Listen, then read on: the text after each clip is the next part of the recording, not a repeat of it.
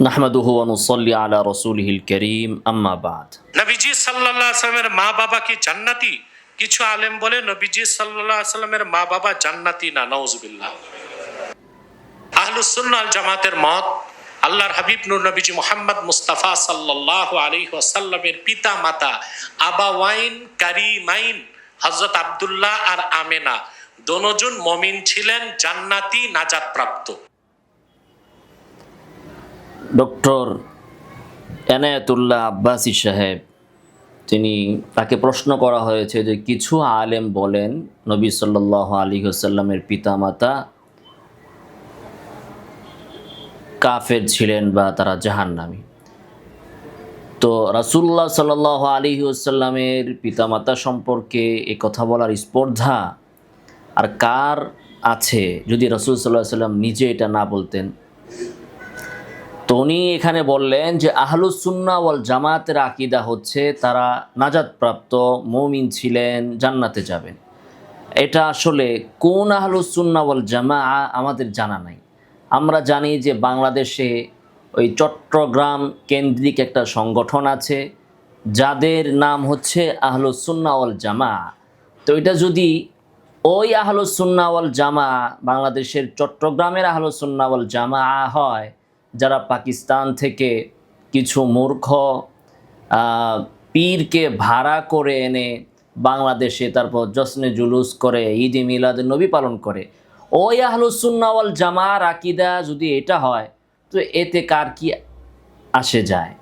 কিন্তু আহলুস সুন্নাহ ওয়াল জামাআ বলতে আহলে ইলমরা যেটা বুঝেন, মা আনা আলাইহি ওয়া আসহাবি, যার উপর আমি আছি এবং আমার সাহাবীরা আছে। তো এই মাসলায় নবী কিসের উপর আছেন? সহিহ মুসলিম হাদিস এসেছে 203 নং হাদিস, সেখানে আল্লাহ রাসূল সাল্লাল্লাহু আলাইহি ওয়াসাল্লাম তিনি বলেছেন যে এক ব্যক্তি এসে বলেছে, ইয়া রাসূলুল্লাহ আমার পিতা কোথায়? তিনি বলেছেন ফিন্নার। লোকটি যখন চলে যেতে চাইলো তো আল্লাহ রাসূল তাকে ডেকে বললেন, ইন্না আবি ওয়া আবাকা ফিন্নার, আমার পিতা এবং তোমার পিতা উভয়ই জাহান্নামে। সহিহ মুসলিম হাদিস নং 203। তাহলে আহলুস সুন্নাহ ওয়াল জামাআত হচ্ছে মা আনা আলাইহি ওয়া আসহাবি। এখন এই মাসলায় নবী কোন জায়গায় আছে আর আপনারা কোন জায়গায় আছেন? তারপরে সহিহ মুসলিমের 976 নং হাদিস, সেখানে আল্লাহ রাসূল সাল্লাল্লাহু আলাইহি ওয়াসাল্লাম নিজে বলেছেন যে আমি আল্লাহর কাছে অনুমতি চাইলাম আমার মার জন্য ইস্তেগফার করতে, তিনি আমাকে সে অনুমতি দেন নাই। তারপরে আমি কবর জিয়ারত করতে অনুমতি চেয়েছি, আল্লাহ তাআলা আমাকে শুধু কবরটা জিয়ারত করার অনুমতি দিয়েছেন, কিন্তু কবরের সামনে যেয়ে তার জন্য আমি দোয়া করব, ক্ষমা প্রার্থনা করব, ইস্তেগফার করব, এই অনুমতি তিনি আমাকে দেন নাই। তো এর উপর তো হচ্ছে মা আনা আলাইহি ওয়া আসহাবি। এখন আপনারা কোন আহলুস সুন্নাহ ওয়াল জামাআ সেটা তো বুঝলাম না জনাব পীর সাহেব। তারপরে দেখেন আমাদের এই পীর সাহেব আর কি বলছেন। এই কথার পক্ষে ইমাম সুয়ুতি অনেকগুলো রিসালা লিখছেন। দেখবেন যে তথাকথিত লামাযহাবীদের দলিল হচ্ছে শুধু ইবনে তাইমিয়া, ইবনে তাইমিয়া, ইবনে তাইমিয়া, আর বেদাতীদের দলিল হচ্ছে সুয়ুতি, সুয়ুতি, সুয়ুতি। সুয়ুতি ছাড়া তাদের আর কোনো আশ্রয়স্থল নাই। তো জালালউদ্দিন সুয়ুতি রাহিমাহুল্লাহ রাহমাতান ওয়াসিআতান, তিনি একজন মুতাসাহিল ব্যক্তি ছিলেন, মানে একটু ঢিলা। হাদিস উল্লেখ করার ক্ষেত্রে এতটা তাহকিক তিনি করেন নাই, লিখছেন প্রচুর। কোনো এমন একটা ফোন পাওয়া যাবে না যে ফোনে তার কিতাব নাই, সব জায়গায় মাথা ঘামাইতে গেছেন। সেজন্য তার লেখার ভিতরে অসতর্কতামূলক কথাবার্তা বেশি এসেছে, মওযু হাদিস ঠেল্লা তিনি নিয়ে এসেছেন। তো এগুলো তো আসলে দলিল না। রাসূল সাল্লাল্লাহু আলাইহি ওয়াসাল্লামের সহিহ মুসলিমের সহিহ হাদিস থাকতে সুয়ুতি রাহিমাহুল্লাহ কি লিখেছেন আর তার কি জয়ীফ হাদিস তিনি কি বলে মওযু হাদিস তিনি এনেছেন, যেগুলোকে সমস্ত ওলামায়ে ইসলাম মওযু বলেছেন, সেই দিকে ভ্রুক্ষেপ না করে এক সুয়ুতি নিয়ে যদি নাচানাচি করেন তাহলে এটা তো তাহকিকের কাজ হলো না। সুয়ুতি রাহিমাহুল্লাহ তার ভেতরে আবেগ কাজ করেছে বেশি। হ্যাঁ, আল্লাহ রাসূল সাল্লাল্লাহু আলাইহি ওয়াসাল্লামের পিতামাতার ব্যাপার, সেজন্য আবেগতাড়িত হয়ে আপনি যদি জান্নাতের টিকিট দিয়ে দেন তো জান্নাতের মালিককে আপনি না সুয়ুতি। নবী যদি নিজে বলেন আমার পিতা ফিন্নার, তো মায়ের চেয়ে কি মাসির দরদ বেশি?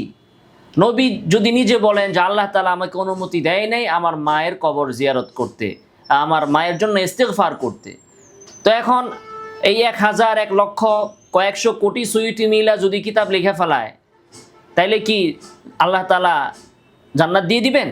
জান্নাত তো আল্লাহ তাআলার হাতে, আল্লাহর ডিসিশন তো নবী জেনেছেন এবং সেটা তিনি বলে দিয়েছেন। তো কে কি রিসালা রেখেছে সেটা দিয়ে কি আসে যায়? তারপরে দেখুন কি বলেছেন তিনি। এবং আহলুস সুন্নাহ জামাতের এটাই মত। এখন তারা মুমিন ছিলেন কি ছিলেন না এটা নিয়ে ইখতিলাফ আছে। অনেক বড় বড় মুহাদ্দিস বলছেন মুমিন ছিলেন না, মোল্লা আলী কারিও বলছেন, পরে তার মত থেকে রুজু করছেন।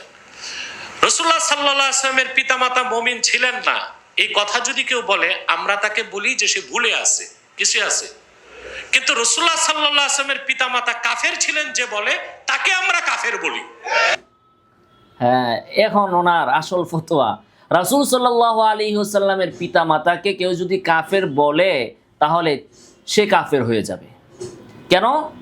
যেহেতু আল্লাহ রাসূল সাল্লাল্লাহু আলাইহি ওয়াসাল্লাম বলেছেন তার পিতা জাহান্নামে, তো আল্লাহ রাসূল কেন বললেন তার পিতা যদি মুমিন হয়? এখানে তো জান্নাত জাহান্নাম মানে খুলুদের কথা, আমার পিতা জাহান্নামে, তার মানে কি স্থায়ীভাবে কুফুরের কারণে।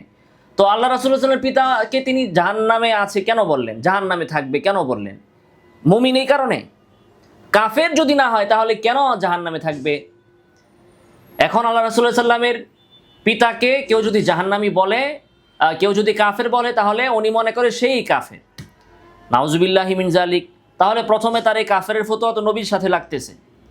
আর কত হাজার হাজার ইমাম যে তার এই কথার কারণে কাফের হয়ে যাবে সেটা তো বলাই বাহুল্য। দেখুন সহিহ মুসলিম, ইমাম মুসলিম রাহিমাহুল্লাহ 203 নং হাদিস যেটি এনেছেন, যেখানে বলা হয়েছে যে ইন্না আবি ওয়া আবাকা ফিন্নার, আমার পিতা এবং তোমার পিতা জাহান্নামে। এই হাদিসটার শিরোনাম সহিহ মুসলিম, ইমাম মুসলিম কি দিয়েছেন তার সহিহ মুসলিমে, বা এখানে শিরোনামটা কি এসেছে? সহিহ মুসলিমের শিরোনাম, এখানে শিরোনামটা যারা লাগিয়েছেন তাহলে তারা তো সবাই কাফের হয়ে যাবেন। এখানে শিরোনাম এসেছে বাবু বায়ানি আন্না মান মাতা আলাল কুফরি ফাহুয়া ফিন্নার, যে এর আলোচনা যে ব্যক্তি নাকি কুফরের উপর মারা যাবে সে জাহান্নামে থাকবে। ওয়ালা তানালুহু শাফাআতুন, শাফাআত তার কোনো কাজে আসবে না। ওয়ালা তানফাউহু করাবাতুল মুকাররাবিন, এবং নিকটাত্মীয় হওয়া তারে কোনো ফায়দা দিবে না। এই হচ্ছে শিরোনাম। এই শিরোনামে আল্লাহ রাসূলুল্লাহ সাল্লাল্লাহু আলাইহি ওয়াসাল্লামের এই হাদিসটা আনা হয়েছে যে ইন্না আবি ওয়া আবাকা ফিন্নার, আমার পিতা এবং তোমার পিতা জাহান্নামে। এবং এই হাদিসের ব্যাখ্যায়, এই হাদিস থেকে ইমাম নববী সহ অন্যরা ব্যাখ্যা করেছেন, বা রাসূল সাল্লাল্লাহু আলাইহি ওয়াসাল্লামের যে মায়ের কথা এসেছে যে ইস্তিগফার করতে আল্লাহ তাআলা অনুমতি দেননি, ক্ষমা প্রার্থনা করতে অনুমতি দেননি, তো ইমাম নববী রাহিমাহুল্লাহ এ থেকে ইস্তিদলাল করেছেন, ইস্তেমবাদ করেছেন যে এ থেকে বোঝা গেল যে কাফেরের জন্য দোয়া করা জায়েজ নাই। তাহলে ইমাম নববী তো আল্লাহ রাসূলের মাকে কাফের বললেন, তাহলে ইমাম নববীর এখন আপনারা কাফের বানায় দেন। অসংখ্য ইবনে কাসির রাহিমাহুল্লাহ তিনি বলেছেন এই হাদিসগুলো যেগুলো ওনার পিতামাতা জান্নাতি হওয়া সম্পর্কে এসেছে সেগুলো সম্পর্কে মওযু বলার পরে তিনি বলেছেন যে এর সাথে কোরআনের আয়াতের কোনো বিরোধ নাই, যেখানে কোরআনের আয়াতে বলা হয়েছে ওমা কুন্না মুআযিবিনা হাত্তা নাবআসা রাসূলা, যে রাসূল যতক্ষণ পর্যন্ত আমি না পাঠাবো ততক্ষণ পর্যন্ত তাদেরকে শাস্তি দেওয়া হবে না। এই আয়াত আর হাদিসে যে এসেছে যে রাসূল সাল্লাল্লাহু আলাইহি ওয়াসাল্লামের পিতামাতা জাহান্নামে, এর সাথে বিরোধ নাই।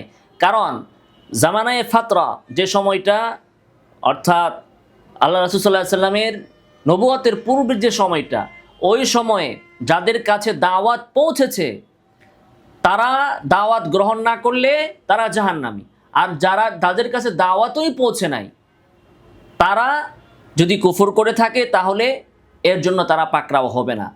এরপরে তিনি বলতেছেন যেহেতু আল্লাহ রাসূল স্পষ্টভাবে বলে দিলেন, ইবনে কাসির বলতেছেন আল্লাহ রাসূল স্পষ্ট বলে দিয়েছেন যে তার পিতা ফিন্নার জাহান্নামে এবং তার মার জন্য ইস্তেগফার করার অনুমতি নাই, এ থেকে বোঝা গেল যে তাদের কাছে দাওয়াত পৌঁছেছে, এরপরেও তারা কুফরের উপর ছিলেন, এজন্যই তাদের ব্যাপারে বলা হচ্ছে যে ফিন্নার। তাহলে ইবনে কাসিরকে কাফের বলে দেন। তো আপনি যদি এ কথা বলেন তাহলে আল্লাহ রাসূল সাল্লাল্লাহু আলাইহি ওয়াসাল্লামের উপরেই প্রথমে এই কথাটা যাবে, নাউজুবিল্লাহি মিন জালিক, এরপরে অসংখ্য ইমানদারের উপরেই কথা যাবে। এখন আমাকে আপনি বলুন যে রাসূল সাল্লাল্লাহু আলাইহি ওয়াসাল্লামের হাদিস থাকার পরে যদি ওই হাদিসকে কেউ না মানে, গায়ের জোরে, আবেগের জোরে যদি বলে না আমি নবীর এই কথা মানি না যে নবীর পিতা জাহান্নামে, বরং আমি যত কিছুই হোক আমি আল্লাহর সাথে আন্দোলন করব যে নবীর পিতাকে জান্নাত দিতেই হবে, না হলে জান্নাত অবরোধ করা হবে, এই ধরনের মন মানসিকতা যারা লালন করবে, আল্লাহ এবং তার রাসূলের প্রতি তাদের বিশ্বাস কতটুকু আছে। তারপরে আমরা শুনি, কারণ ওটা তো গালি, কাফের একটা গালি। ওটা কি? আমার বাবা মাকে কেউ যদি কাফের বলে আমি কষ্ট পাবো না? উনি বলতেছেন যে আমার বাবা মাকে যদি কেউ কাফের বলে তাহলে কি আমি কষ্ট পাবো না? তাহলে নবীর বাবা মাকে কাফের বললে সেটা তো নবীর বাবা মাকে গালি দেওয়া হবে, নবীকে কষ্ট দেওয়া হবে, নবীকে কষ্ট দিলে তো সে কুফর। হ্যাঁ, আপনার বাবা মাকে কাফের বললে আপনি কষ্ট পান, এটাই তো আপনার মধ্যে আর নবীর মধ্যে পার্থক্য। আপনারা নবীর সাথে আপনাদের পার্থক্য করেন কি, যে নবী নূরের তৈরি আর আপনারা হচ্ছেন মাটির তৈরি, এই হচ্ছে নবী আর আপনাদের ভিতরে পার্থক্য।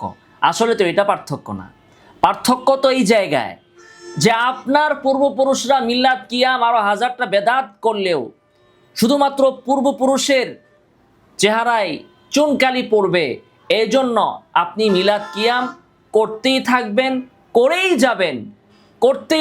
করেই যাবেন, কারণ এটা বাদ দিলে আপনার পূর্বসূরীদের তরিকা থেকে আপনাকে ফিরে আসা লাগতেছে, তাদের বদনাম হচ্ছে, তারা বেদাতি হয়ে যাচ্ছেন। এজন্য যত কিছুই বলা হোক, যত দলিলই দেওয়া হোক, যে সমস্ত পীরেরা মিলাদ কিয়াম করেছে ওদের সন্তানাদিরা, ওদের দরবারি মুরিদরা কখনো মিলাদ কিয়াম ছাড়বে না, যতই দলিল দেন। কারণ এই যে আমার পিতা মাতাকে যদি কেউ বেদাতি বলে তাহলে আমার কষ্ট লাগবে না, এইটা। আর নবী কি, নবী সাল্লাল্লাহু আলাইহি ওয়াসাল্লামের পিতা জাহান্নামে, নবীর কেউ জিজ্ঞাসাও করে নাই। উনি এসে জিজ্ঞাসা করেছেন যে ইয়া রাসূলুল্লাহ আইনা আবি, আমার পিতা কই? নবী বললেই হয়তো তোমার পিতা জাহান্নামে। নবী পাশাপাশি আবার এটাও বলে দেন ইন্না আবি ওয়া আবাকা ফিন্নার, আমার পিতা আর তোমার পিতা দুইজনেই জাহান্নামে। তো নবীর কে জিজ্ঞাসা করছিল তার পিতা সম্পর্কে, তারপরও তিনি বলে দিলেন। কেন বললেন? যদি এটা নবী গালি মনে করতেন, কষ্ট মনে করতেন, তাহলে তো নবী বলতেন না। নবী কেন বলেছেন? এটাই মেসেজ দিয়েছেন, আমার পিতা কুফর করলেও তাকে জাহান্নামে যদি যেতে হয়, তাহলে তোমার মতো পীরের পিতা মাতারা যদি বেদাত করে তাদেরকেও কিন্তু শাস্তির সম্মুখীন হতে হবে, এটাই বুঝিয়েছেন।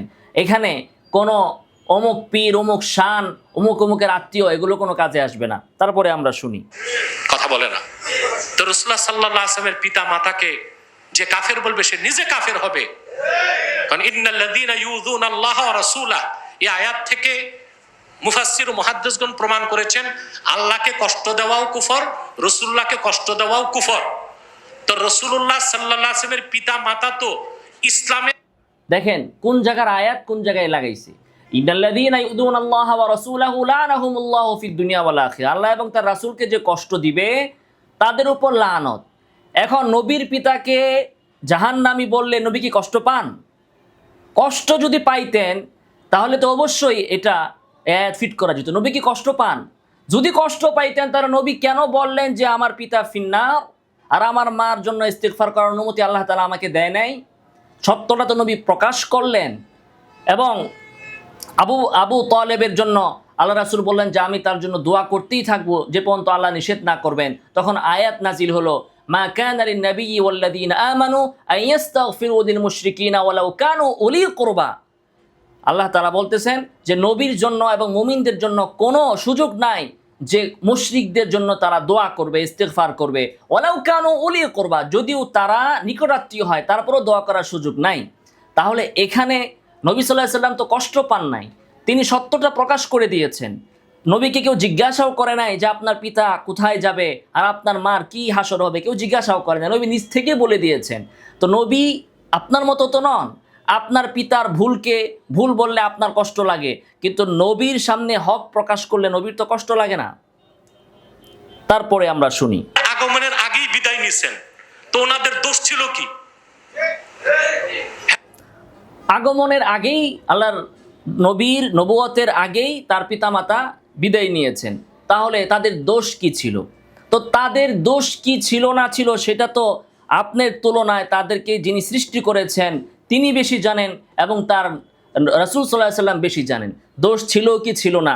তো তো বিনা দোষে আল্লাহ রাসূল বইলা দিয়েছেন ফিন্না, বিনা দোষে আল্লাহ তাআলা বলছেন তোমার মার জন্য তুমি দোয়া ইস্তেগফার করতে পারবে না?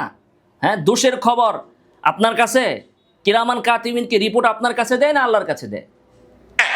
ওনারা বেসাতের জমানা পান নাই, সেজন্য বড়জোর এটা বলা যাবে যে ঈমান আনতে পারেন নাই, মুমিন ছিলেন না।